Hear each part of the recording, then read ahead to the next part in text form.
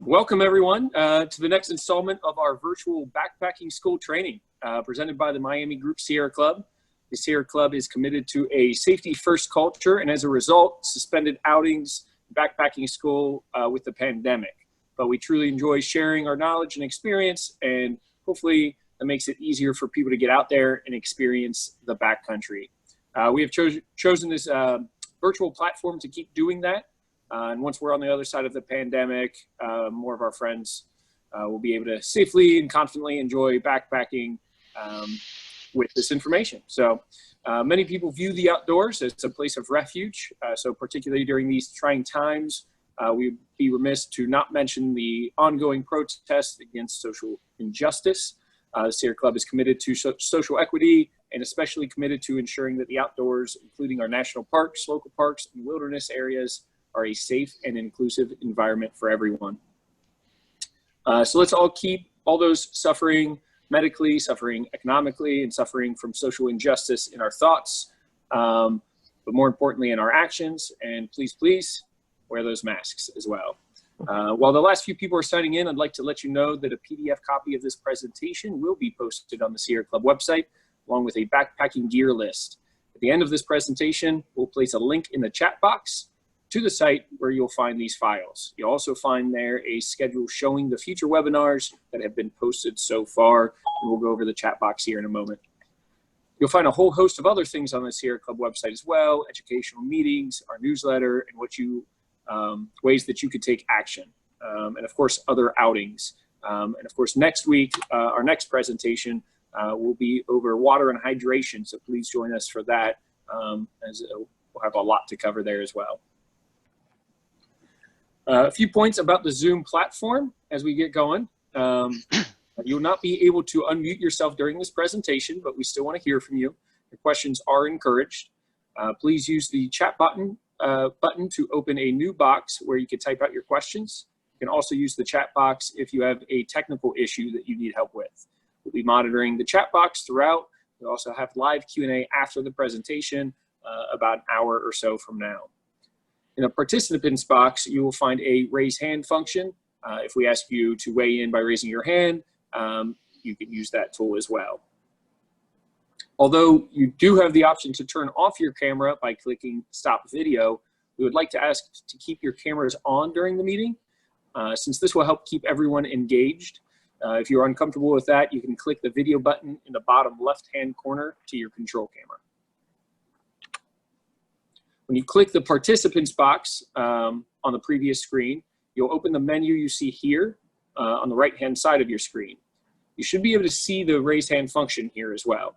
At the bottom of that menu box is the chat box where it says type message here. If you'd like to change how your name appears on Zoom, you can hover over your name and click rename. A couple more details, we'll get started. We'll also be launching several polls throughout the content of this webinar. Your answers are confidential. We only see the % of people who choose each answer, so not individual answers.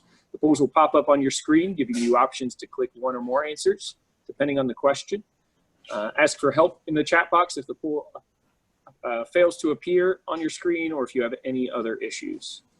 Also, we recommend that you do not use full screen view, so that you have easier access to the chat box and raise your hand icon. Lastly, this webinar is being recorded, but your video will not be recorded.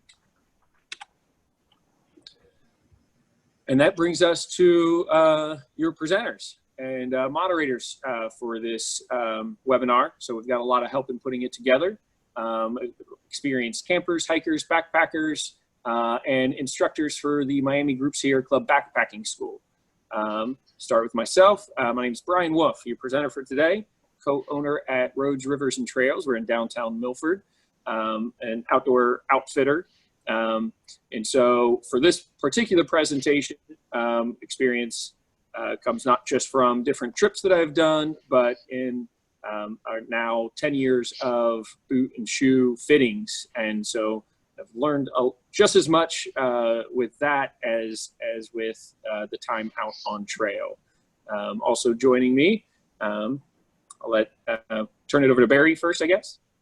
Thanks, Brian. My name is Barry Randall, otherwise known as Aardvark, and I'm currently the Miami Group Sierra Club Outings Chairperson, which means I lead the committee that plans our local trips, hiking, biking, backpacking for all skill levels. And I've been doing this sort of thing for far longer than I care to remember. And turn it over to Denise. Hi, I'm Denise Tingle, also known as Pippi Longstockings is my trail name because I wear braids when I backpack because of my long hair.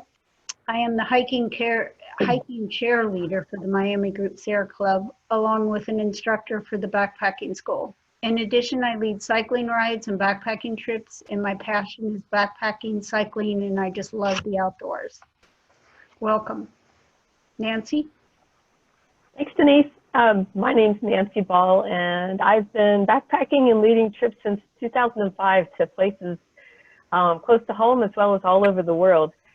This past year, I launched my new business, Planning and Leading Adventure Trips, and the name of my business is Summit Trek and Travel. And I just realized that I have two different trail names posted. One of them is Dreamkeeper, the other one is Crunch. So you can call me anything you want. I've been called a lot of different names besides that too. So I'll turn it back over to you, Brian. Awesome, thanks guys. So they'll be monitoring the chat boxes. Like I said, be sure to keep the questions coming. We want this everyone to get the most out of this as they possibly can. And also, Nicole is joining us as well. Nicole is the volunteer coordinator for Miami Group based in Southwest Ohio. Nicole regularly works on member and volunteer recruitment, communication techniques, outreach, and organizing the Miami Group committees on environmental activism. She has a passion for using nature as a natural healer in body care and wellness. And in her free time, Nicole enjoys hiking, practicing sign language, swimming, and traveling. Thank you, Nicole, for all that you do. And that brings us to why you guys all logged on here, footwear. So we're going to start digging into this. And of course, everyone enjoyed the title. Give credit to Nancy on that, I think, right? The thrill of victory or the agony of defeat. The three most important things about choosing footwear are the fit. And that was kind of, that was in the description. But there's other factors. And so we're going to go over and cover hiking boots, shoes, trail runners, water shoes, socks, and some other accessories throughout the segment. So we'll get going. Well, we just said it, so we'll jump right into it. The fit is the most important aspect of your footwear. When getting sized, measure the toe length and arch length on both feet. Start by trying on the size of the larger number. In my experience in boot fitting, almost everyone has two different sized feet. For heavier boots and shoes, the arch length is, or could be the most important. The arch length is where both the feet and the shoe are designed to flex. If it is off too much, pain is possible behind or on top of the toes. We don't notice this as much in unstructured like gym shoes or everyday shoes. Arch length is forgotten because that just wouldn't be a factor. You can also check the width of your foot while using the Brannick device, which we're seeing in this picture. Most regular width shoes are going to be a C or a D width. And then many brands don't make wide options, unfortunately, but those that do are typically an E+. So an E to a double E is more typical for a manufacturer's wide width. Try on different brands and models. Some offer larger toe boxes or more room over the top of the foot, which is your instep. Not all styles from any brand fit the same either. So most manufacturers have 3+ different fit profiles. So not everything from that brand will fit as well as you'd think. So if you're already familiar with the brand and love it, you still want to try that particular model on. And then remember that your feet change, and you should always get resized. Your feet never really stop changing shape, stretching out, widening, whatever it is. Other tips for you, try on shoes later in the day after being on your feet a bit, as your feet can swell throughout the day. And do not try on new shoes with any foot injury, as nothing's really going to feel comfortable for you. Lastly, try on boots or shoes with a sock similar to what you would wear on the trail. A thicker sock could otherwise crowd things if you're wearing more of a everyday sock when you go on to try on your shoes. Awesome. So stick with fit a little bit. So what else goes into hiking specific footwear? So first off, hiking footwear is made with different materials. Starting from the bottom up, you'll get a stickier rubber compound for the sole with more aggressive lugs to help bite into the mud and dirt. A midsole is a higher density rubber that holds its support for a longer time period and has a longer lifespan. The softer the midsole, the better the initial feel, but the shorter the lifespan typically. Inside the midsole is often a nylon shank. This is a hard plate that works to stiffen the shoe for more of a rigid experience. This protects your foot from bruising, but also makes your steps more stable on uneven terrain. This is another reason that arch length is important because you want your foot to bend where it is meant to bend. Many brands also build their boots and shoes with extra space for thicker socks or foot swelling. There are many options when it comes to the upper material, but more expensive options will come with more durable materials like metal lacing, rubber toe caps, Achilles padding, or maybe a leather upper. There's a lot we can dive into here, so really let the questions fly if you have some specific questions on the builds of shoes, and we will get to some brand options later in the presentation as well. Wear new boots or shoes around the house to make sure they are right for you before taking them out. Then you take them for a more full test. You should always break in new shoes or boots. Most modern options only require a few days of regular wear, but more traditional options could take 60+ miles of break-in before they're where you want them to be. So you do that before your trip so you don't have any surprises. Breaking in your boots as much as possible is also about your feet as much as it is about the boot. Even if you have old boots, it's never a bad idea to wear them around a bit to get your feet used to them again before your next trip. So your feet need to get used to the weight and the shape and the bend of the boots as well. Expect your footwear and just the wear and tear of it before any trip, and consider if it's good to go for one more go round. Apply waterproofing if need be. Nick Wax is a product that works well for additional waterproofing. Lastly, in regard to the fit, the ramps in the store is going to be to check your fit. So not for traction, but as you go up one of the shoe ramps, it is to make sure your heel is not popping out the back. And as you go down the shoe ramp, it is to make sure that your toe is not driving and striking the front of the boot or shoe so that it's both holding onto your heel, not too big, not too small. So find that happy median with that shoe ramp. All right, so that brings us to our first poll question. What is your preferred style of footwear for the trail? So this is a pick one. So where are you at now? Just so you know, there's no wrong answer here. In this picture, I am testing out a pair of the Vibram 5-finger toe shoes on a 30-mile Appalachian Trail hike. This was through the Mount Rogers area. It was a pleasant experience, but that's also because I was comparing it to a 50-mile trek totally barefoot on the long trail. You'll notice neither of those are options for you in this poll because they're not the best ideas, but it was fun experimenting. So.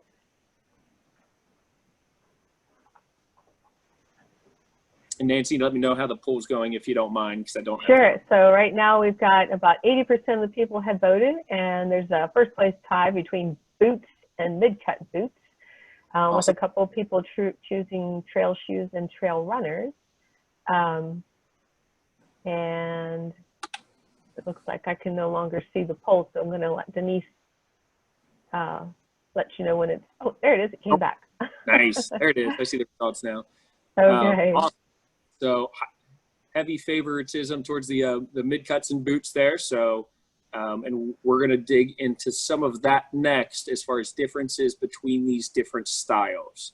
But first, we're going to pause. Now, there was only a few slides, but it was a lot of information on fitting and just the build of shoes. So, guys, type them in there if you have any questions, or is there anything in there thus far? Yeah, we do have a question from Becky, who is asking, how do you know the arch length? Or Yeah, so I don't know if we could go back or not. Nancy, is that possible to go back? I think so. Let's see. And hopefully the picture, oh, there we are. Go back to the Brannick device. Okay, so basically we're going to line, if you notice on that picture, it's kind of trying to point at the arch length there. So that slider matches up with, oh shoot, what's that bone called?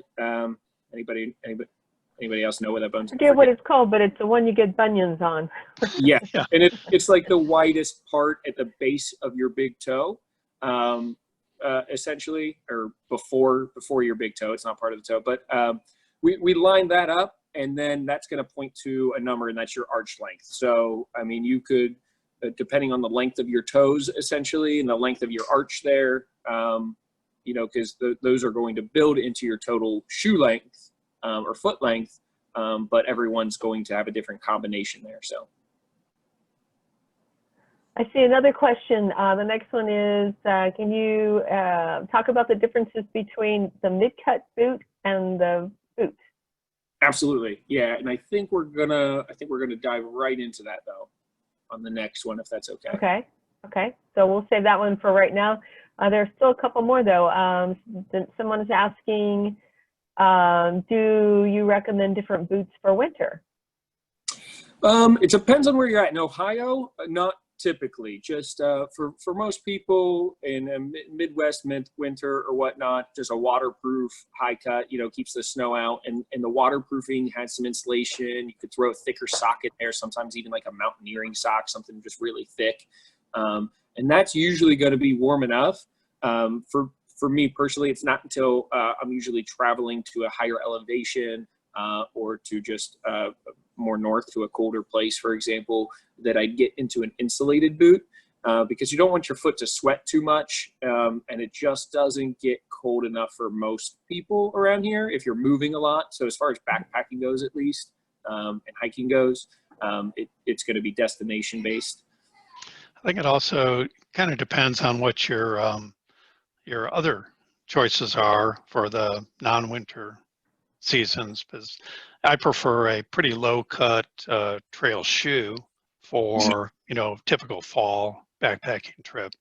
But I find in the winter, if you get some sloppy conditions where you're talking about some slush or snow on the trail, I do personally prefer a mid-cut kind of boot. So I have a, you know, pair of trail shoes that I wear in the nicer weather, and then mainly because it's sloppy, but sometimes because it's cold, I find the boot to be a little more comfortable.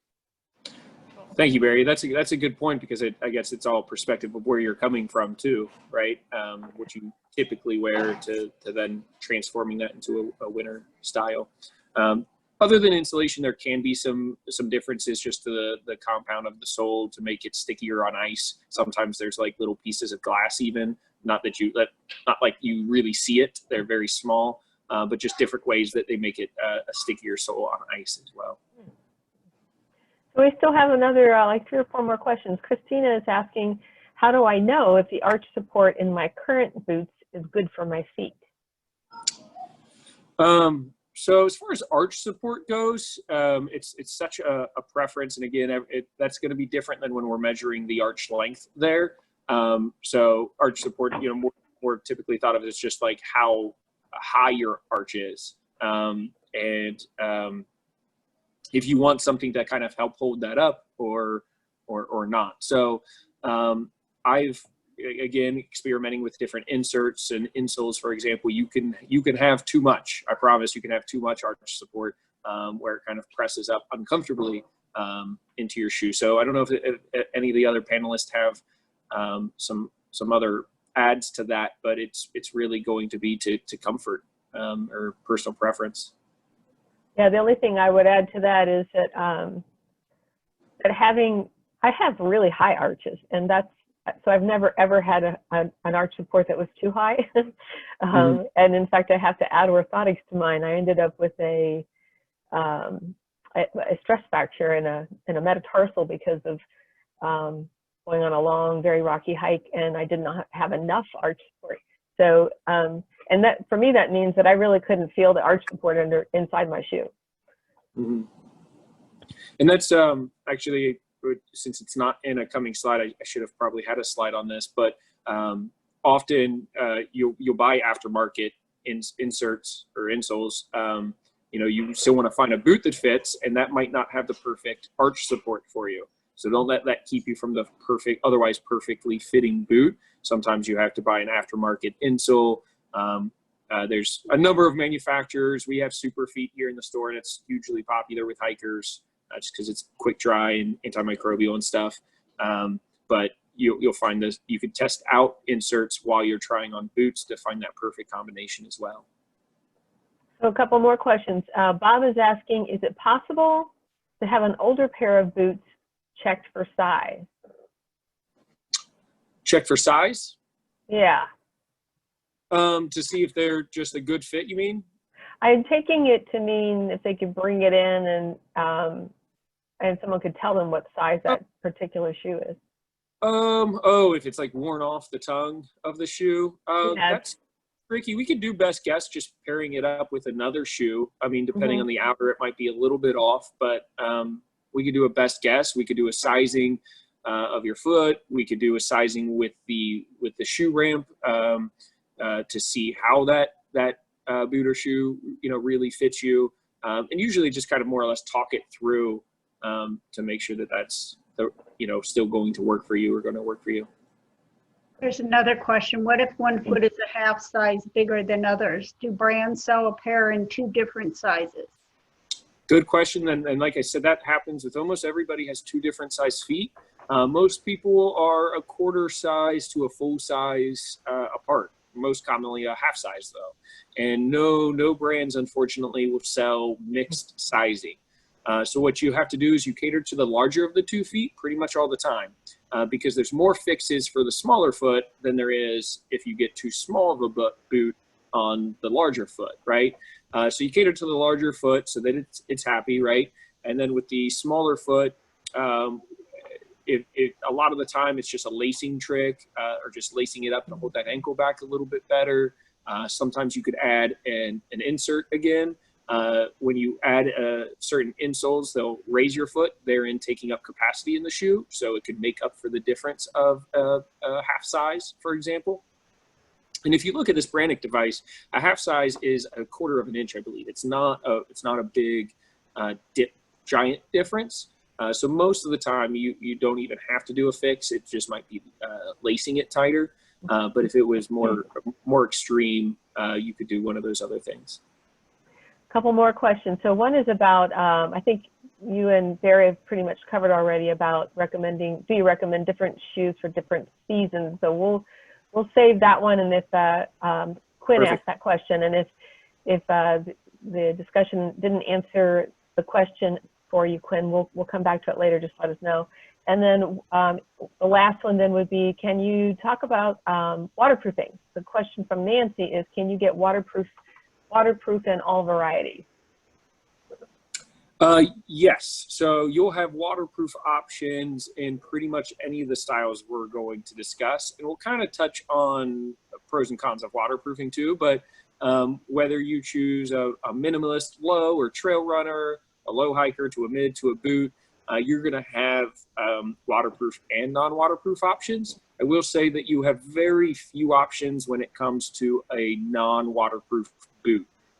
Almost all manufacturers, I mean, there are options for sure, but they're going to be more slim when it comes to a high cut boot, non-waterproof, just because that's not super typical to want. But other than that, yeah, you'll have some good variety there. Okay, are you ready to move along? Yeah, we'll kind of dive into. I got to get us back up to where we were here. Yeah, thank you. There we go. Perfect. All right. So these next few slides will have some other interesting footwear choices from you here. So over the next few slides, you'll notice that I've worn every option available. At the end of the day, I've enjoyed them all, and they all work for me. But most importantly, I've picked my footwear to best match the trip. So this kind of goes along with the seasons that Quinn was asking about as well. In this picture above, I have a light, low-cut, non-waterproof trail runner. But I also knew that we'd have a super dry climate, a very light pack, and we'd be traveling hut to hut. We were in the Italian Dolomites, so I didn't have a whole lot of weight on my back. Trail shoes or their more flexible cousin, the Trail Runner, are very popular right now in all of backpacking. In general, average pack weights are down and people need less support or less protection. This allows you to be more light on your feet and cover more ground with less fatigue. There's a adage that a pound on your foot is like 5 pounds on your back. So when you drop, you know, a pound, or you could drop more than a pound on a pair of boots down to a pair of Trail Runners, it does make you feel lighter and move quicker in ways. In general, expect to get 300 to 500 miles maybe out of a Trail Runner, and maybe 600 or 700 miles out of a low-cut hiking shoe. So again, the lighter that we will get a little bit less longevity sometimes with these things. Brian, I'm just curious. It looks like you must have just changed your socks for that picture. So I was going to mention that. That was actually, we'll get to these later, I had some Scree Gaiters on, and they were a little tight. Oh, okay. And so I got that ring around my ankle. I thought somebody would know. All right. So I've always been a fan of boots as well. In the Three Sisters Wilderness in Oregon, we had to carry bear canisters and other additional weight that prompted me towards something more supportive with ankle protection. Even more importantly, imagine getting dropped off by a float plane for 10 days in Alaska without another solid sight. The durability and ruggedness of a full height leather boot is the perfect complement, no matter how heavy they may be in this scenario. The full height ankle protects you from rolling an ankle, protects you from getting scree or just debris inside of your boot, and provides higher waterproofing for creek stomping. So I've never felt more unstoppable or confident on really rough trail as I do in a full height, more durable boot. Again, it depends on the boot. At this point, some boots could be built more like low cuts and Trail Runners, but just have a higher ankle to them. So for that matter, or for that reason, you know, you might be as low as 600 miles as far as longevity still, but then depending on the boot build, European builds a lot of the time, you could double that, get closer to 1,200 miles. So cost-wise, it usually works out that you'll get more miles per dollar out of the more durable built boots or shoes. So all depending there. Next, we'll talk about camp shoes and water shoes. Shoes are heavy, so whenever possible, you want to avoid packing a second pair. Hopefully, you have a pair of shoes that is comfortable at camp, and that's what you're hiking in, and you don't need to bring something else. But sometimes you just want to kick those things off.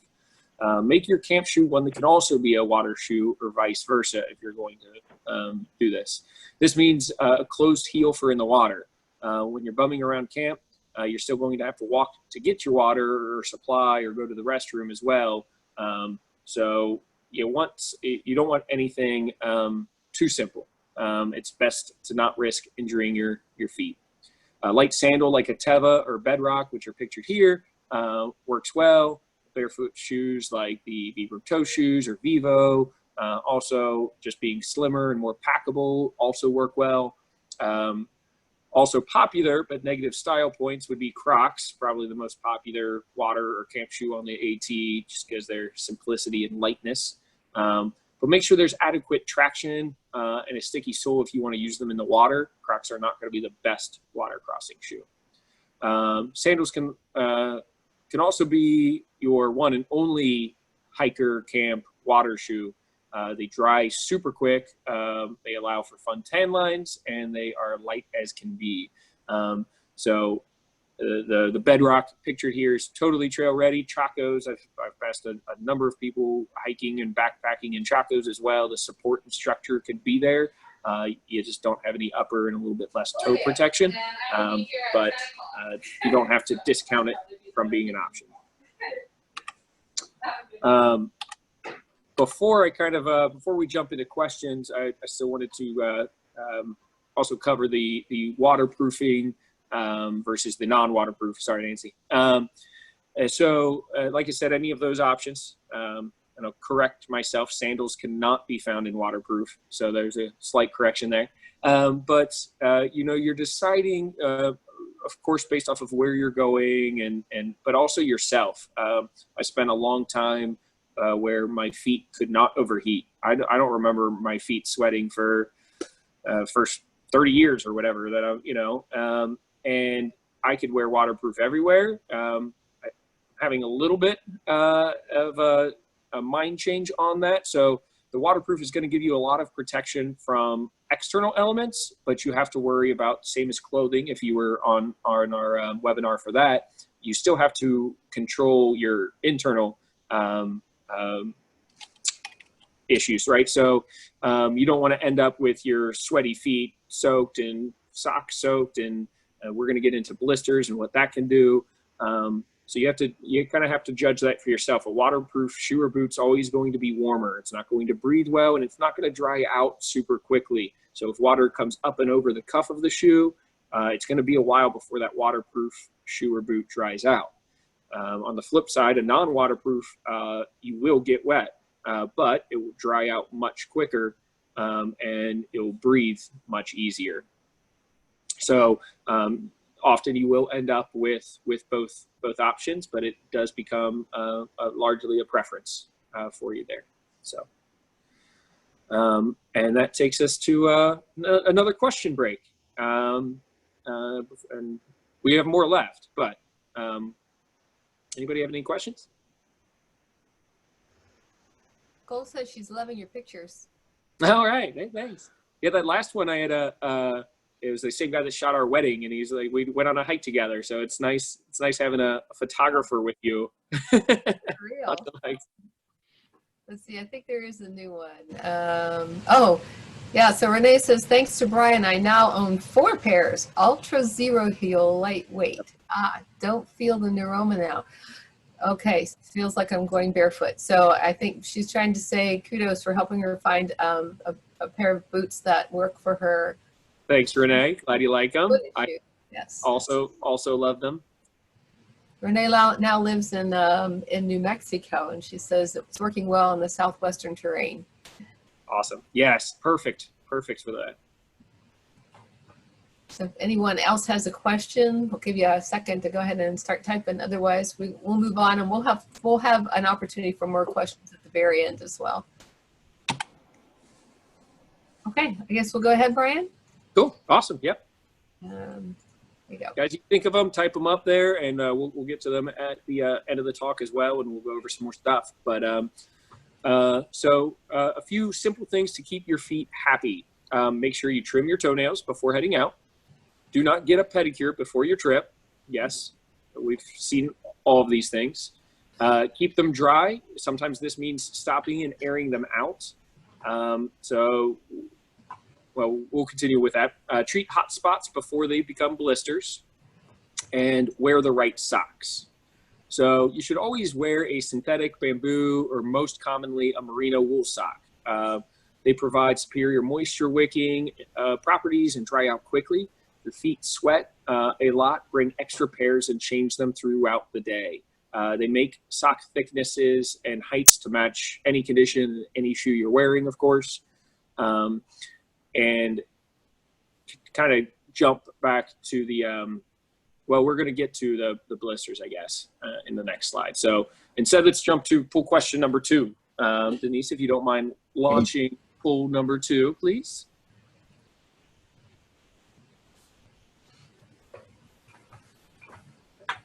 Pool number 2, have you ever had a blister while hiking? Options are yes, no, doesn't everybody, and no pain, no gain. Life is better with blisters.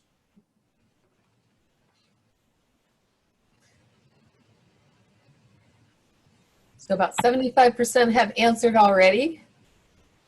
And it's almost an even tie between yes and no, but there are a couple people who said doesn't everyone. So I think that probably means there are more yeses overall. Nobody said life is better with blisters. Nobody did. Isn't that amazing? I just wanted a 4th answer in there. All right. Thank you. Yeah, the 50-50 is surprised, but it technically is 9 to 5. The no's out there. Good job. let's keep it up. Hopefully, I make everyone mad because I've had blisters. I've not had blisters from hiking or during hiking, and everyone gets upset.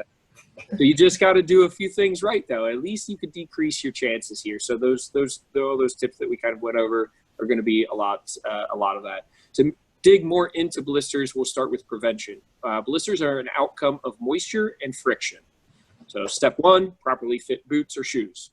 Cut back on friction with different lacing strategies or aftermarket insoles. Again, that's all about adjusting the fit. Cut back on friction and, you know, fine tuning things. Tie your boots comfortably tight. A stiff arch or ankle will decrease flexibility and increase friction. I tighten my cuff, so the very last rung of the ladder of the boot, for example, I keep my leg at a 45-degree angle. So if my foot's flat on the ground, I'm kind of pushing my knee forward in front of my foot. And then I tie it tight. That allows for enough flexibility. If my foot and leg were at more of a 90 and I tie it all the way tight, I know that it's going to be a little stiff there. Cut back on moisture by picking the right boot or shoe for the conditions. Stop to dry your feet, have moisture-wicking socks, and learn how to notice a hot spot. A hot spot is the irritation that happens before a blister forms. This is your second opportunity to save your feet. Stop and review all of the previously mentioned fixes. See if you can do any of those things for moisture and friction. And in addition, you could take further steps like the use of duct tape, nail polish, liner socks, or body glide as aids for friction barriers. So adding any of those things are going to create that second skin, if you will, so that something else is absorbing the friction. For liner socks, remember that they can add heat and they might bunch inside of your boot or shoe. So I don't personally wear them unless it's cold enough outside that I kind of want a second sock. Or for you guys, if you know that you're more prone to blisters or have issues, then you can consider a liner sock as a fix. Also know that they make liner socks that are toe socks. And some people do get blisters in between their toes or on their toes. So having those individually padded could also be very helpful. Now, if you didn't move fast enough, you didn't do step one or step two there, blisters can ruin a trip, but they have to be dealt with. Bringing a blister kit with some moleskin or some ointment-covered bandages, there's a few different brands out there, can help protect the sensitive area. Remember, it's an open wound and it needs to stay clean. You need to change the bandage. And what you want to do is pat around the blister to relieve pressure on the blister itself. So questions, let me know if that makes sense or not, but you always should have a blister kit in your first aid kit. And like I kind of said a few different ways, stop before it happens. And that's usually tricky because people are in a group and they don't want to hold up the group, or they don't want to be a burden, but you're going to be much more of a burden after you get a blister than the 5 minutes it takes to take off your boot, dry your feet, change your socks, and keep going. So please, I urge you to stop when you have irritation. So Brian, I just want to say thank you for mentioning that and making a point of it, because I've been on a lot of trips with groups, and I can promise you this, that everybody in your group would far rather you stop and take care of a hot spot than have you have to deal with the blister later on, because your blister could end up changing the trip for everyone. Yeah, and actually totally. ruin it for everybody. So yep, thank you. Yeah, it's not an embarrassing thing or anything. You just got to take care of it. So yeah, more outspoken the better. yeah, another thing I would like to add, you sort of touched on this, but for me, like I have one toe on each foot that will always blister. It doesn't matter what I'm wearing on my feet. So I learned a long time ago that I need to just pre-tape them with moleskin. I put a little piece of moleskin. I actually have a bunch of pieces of moleskin cut to the right size that I just keep on hand. And whenever I start a hike, I wrap those two toes up, and then it's not a problem at all. It's perfect. There are other injuries that can happen. So this picture is from Denise. This is from the Foothills Trail. Barry was on this trip as well, and her Achilles was bothering her. And so they actually stopped and cut out the back end of the boot. And Denise has a good story with this if she wants to share, Barry wants to share. But, you know, your feet are everything in hiking and backpacking. So, you know, obviously any foot injury will be super detrimental and needs to be addressed is the point here. So needs to be addressed. So, but it worked out, Denise says. So sawing off the back of the shoe actually relieved the pain. The heels stayed locked in there. They didn't go too far down and continued to hike. So impressive. All I can say is that it killed my soul to cut up a good pair of boots like that. As necessary as it was, and I know she needed to do it. It was heartbreaking. Yeah, but the soles were kind of worn anyway, so I was going to throw them away after that trip. But about 2.5 days into the 5-day trip, where we really didn't have anywhere to get off, we cut a little bit of it and that helped. But then by the 4th day, it was worse. And so the last day we had 13 miles to head out, to hike out. And luckily Wayne, who was with us, had a very sharp knife and could cut the rest. And it worked out perfect. So sometimes you just gotta do what you gotta do. Yep. It was the right call. Oops. I got no pictures. It's okay. There's pretty pictures. I don't know where the picture went. I don't know what happened. Yeah. All right. Well, there's a picture of somebody with muddy calves. That's all you need to know. So there's different options when we're looking at gaiters. There's different options in height and in material for gaiters. So gaiters help to keep debris, mud, and moisture out of your boots or shoes. So this is great for off-trail endeavors or for those using mid or low-cut shoes. It's basically just extending the height of the boot or the shoe. So if you have a low cut and go into a super muddy spot, this is going to connect to usually under the arch and to the lacing near the toes, connect, and then usually like more of an elastic or Velcro up top around your calf to kind of give you that more protection. So it could be a great supplement instead of getting a new pair of boots or shoes. A new pair of boots if you just kind of wanted to add some height to it and see how that goes. Taller or full-size gaiters are typically for snow, while mid-cut or scree gaiters can be waterproof, but often are not and only meant to block debris. So you can get some really light ones that kind of just keep the little pebbles out of your shoe, and those can be super helpful. And Nancy already addressed my rings around my calves from when I was wearing the gaiters in one of the previous pictures. So if you know you're going to kind of just a place that the trail is mostly loose rock and you're wearing a low cut, it's not a bad idea to kind of shove some of those in a backpack pocket. Trekking poles. Again, you're missing the beautiful picture of trekking poles. Brian, But I'm not sure what's up with the picture. So while you talk about this, I'm going to stop screen sharing, see if I can figure out what the pictures are, okay? But just keep on talking. Yeah, totally. So we can't forget about the best accessory for your feet, and that is trekking poles. So somebody started a nasty rumor that these are unnecessary, and ever since there's been a very unnecessary debate about trekking poles. The truth is that these things will take a lot of weight and impact off of your feet, ankles, knees, and legs. They will ease you downhill and even help power you uphill. They will balance you over a bog bridge and catch your rolling ankle.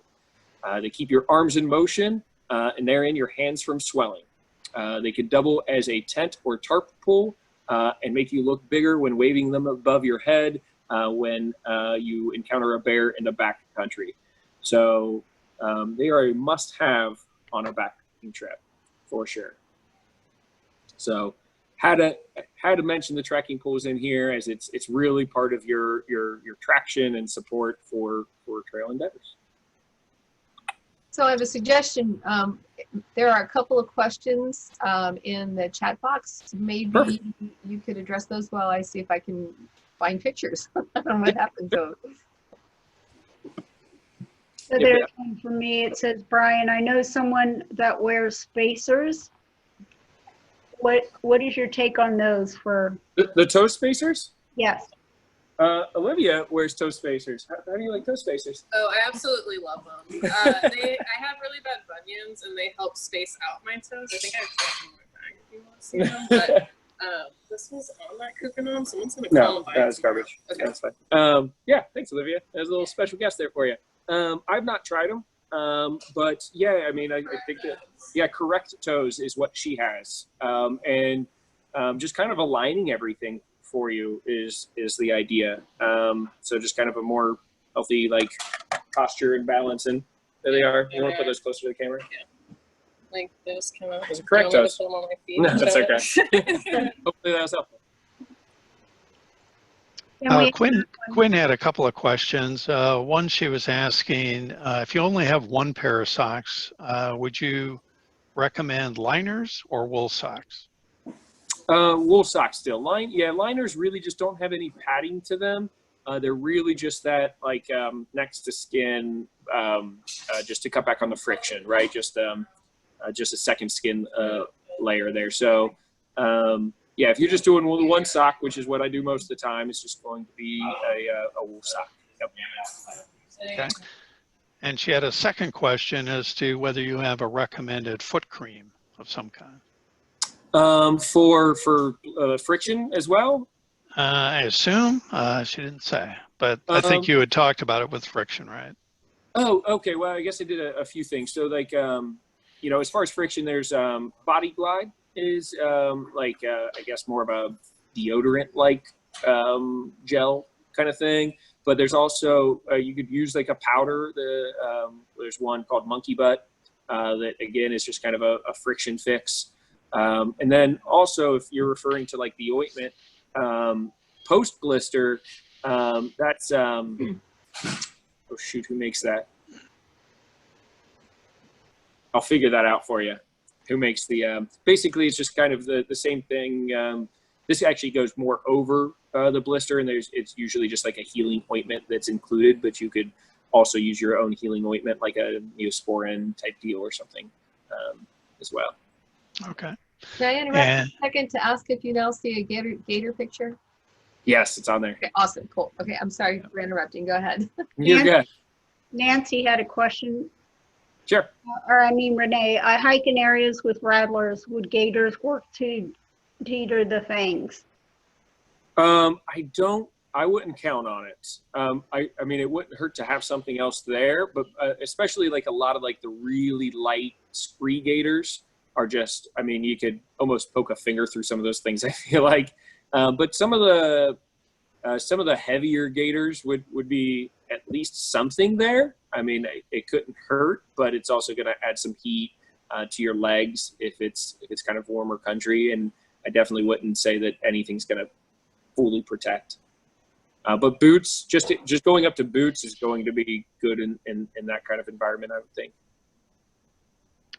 Nancy had a question. What I don't like about trekking poles is the noisy clacking some people incur on rocky path and Totally. trail rocks. Yes, I love the silence we often find in hiking. So yeah, I'm glad you brought that up, because a big part of trekking poles and Leave No Trace is you have to use the rubber boots for the bottom of your trekking poles.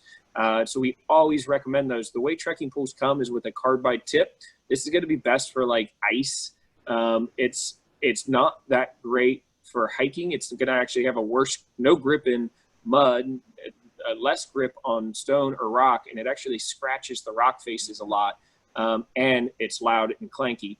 If you add a rubber boot to the bottom, think of it just putting on a tire, it's going to be grippy. It's not going to scratch the surface of anything, and then it's going to be pretty much quiet. You might still you won't hear it any more than footsteps at that point. I agree. I use those, Brian. Yeah, and too many people just kind of grab a pair of trekking poles, and none of them come with boots, hardly most of the time. I wish they did, and they don't even know they exist and kind of go out and trek. So. And then Christina, what is the story behind the gator picture? So that's my buddy Craig, and that is just after a long day on the Appalachian Trail, and he encountered one of the rainiest seasons in attempting his through hike, where, I mean, there were times where they were knee high in water, not at a river crossing, but that was just the trail. And so that just became part of, more everyday life for him. Gators wouldn't have actually helped, but I thought it told a good story. Good question. And then Nancy just had a comment, the rubber boots wear out, right? So, which is fine, just bring extra. Yeah, and I've also had them sucked off in, like, really, if you're going over like a muddy bog and your trekking pole sinks a foot plus down in the mud, when you pull it back up, sometimes that suction will kind of pull off the tip of the trekking pole, which stinks. You're not going to find it. So that's a bummer. I've known people to glue them on, but they'll eventually wear out and the carbide will poke through. So that's not really a good solution either. There are some brands where the rubber screws in, so you're not going to lose it. But those are usually really narrow tips. So it's not going to kind of give you as much grip, but it's going to be quiet and protective and not come off. Black Diamond, I know, has those. Okay, you ready to move on to, I think it's one of the last slides. Okay. Cool. I found the pictures. I got the pictures working. Yay. All right. All right. So some miscellaneous notes here. So tying your shoes. So one, just even getting them knotted, a hiker's knot, and just not fussing with it a ton. We talk about your heel pulling up and just kind of locking that heel down is really the name of the game there. And tighten the tops of the shoe, and then kind of following that lacing down to the toes and tightening that up as well, kind of making sure that you can really customize most of this footwear, and don't, if you kind of take it out of the box and just tie the top, that you're not doing yourself a favor necessarily there. Keeping them dry just even long term, the care of your footwear is big. So pulling out the insoles after a trip and letting them air out. When you're on trail, keeping them under a vestibule at night, so that addition to your tent, so that they're not getting rained on, but also not bringing them into your tent most of the time because they're pretty dirty. And then, a lot of boots do have their lifespan. We talked about that a little bit, but how you store your boots and care for them could definitely make that lifespan longer. So the trunk of a car, for example, and the changing temperatures, too hot, too cold, will definitely kind of wear out certain components. It's usually the glue connecting like the midsole and the sole of the boot. That could also happen if you don't clean your boots. And they don't have to be like detail clean, but if they're caked in mud and you put them away, that mud's going to, in essence, kind of pull the moisture from the glues and compounds, and they're going to kind of more or less dry rot. And so you'll have more issues that way as well. And then kind of already said this, forgot it was on the last slide too, but a pound on your feet is equivalent to 5 pounds on your back. So the asterisk there is because that's a pretty good argument for some lower cuts and some trail runners. So again, that's why a lot of the world is kind of going that direction.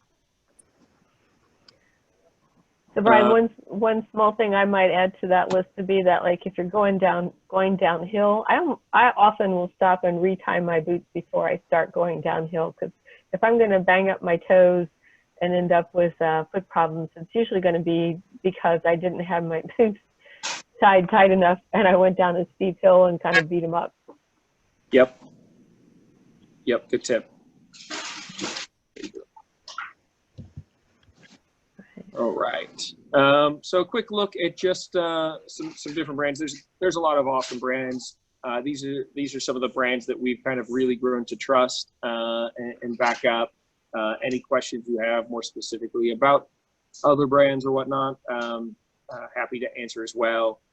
So as far as who makes good boots or shoes, it's more about finding the right match for you. The companies above are some of ROT's favorites for sake of warranties, service, maybe outdoor initiatives, or just overall customer satisfaction. So number one thing for us is how many people come back and love them. So thank you, Renee, for example, for mentioning how much, we know Ultra is great. Everyone comes back and tells us Ultra is great, but it has to work for you. So we'll do some live questions in just a moment if you guys want me to dig deeper on any of that there. Thank you so much. Okay. Hey, thanks, Brian. Great job. This concludes the presentation portion here, but hang on for a couple of minutes because we would like to get your feedback. And if you could let us know just how many new ideas that you came across in the course of this, we'd appreciate it. And while you're doing that poll, just a reminder that we're going to post a PDF copy of this presentation on the Sierra Club website. We'll be placing a link to that in the chat box here in a second. And out there, you'll also find a schedule of future webinars. And within a few days, we'll also have a link to the recording of this session. And as we said at the beginning, you'll find a whole host of other things on that website, schedule of our innings meetings, which are educational meetings, our newsletter, ways that you can take action. If you're interested in knowing more about the outings committee itself, you can also click on a recorded presentation out there. We'd certainly love to have you join us in the future on one of our outings. We're going to do a live Q&A here in a second. While you're thinking about your questions, you can also think about whether there are any other webinars that you would be interested in having us host in the future. If there are any, just throw them out in the chat or mention them to us. I want to go to the next slide there. So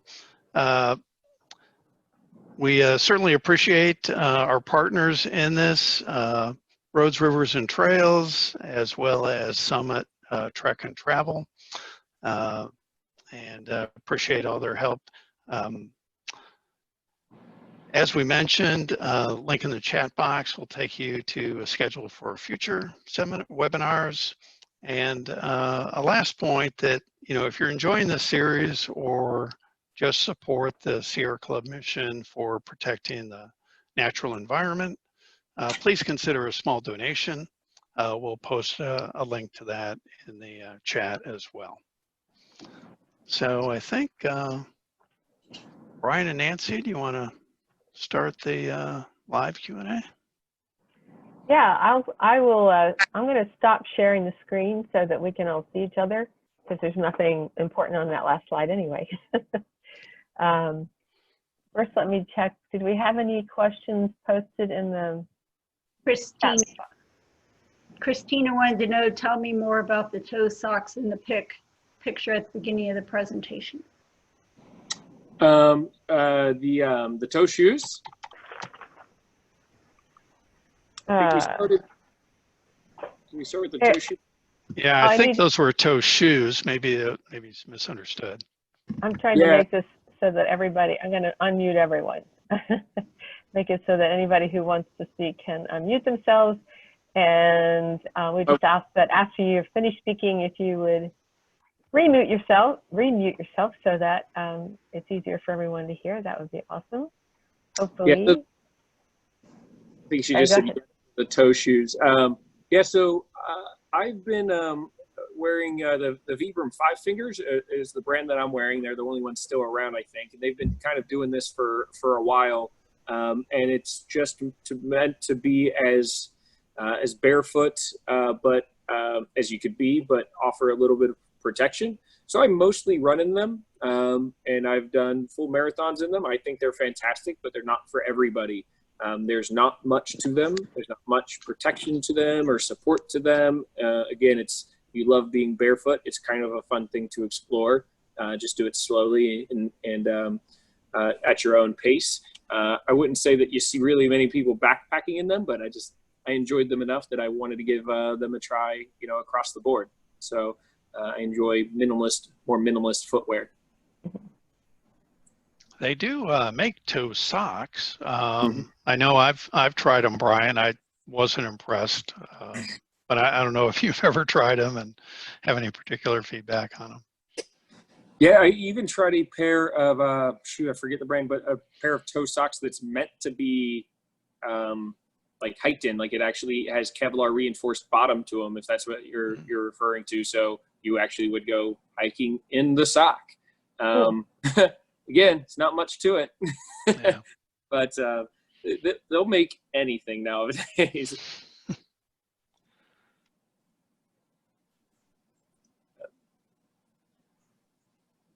Good old toe shoes. So we have any other questions? You have the option of either using the chat box or just unmute yourself and just talk away.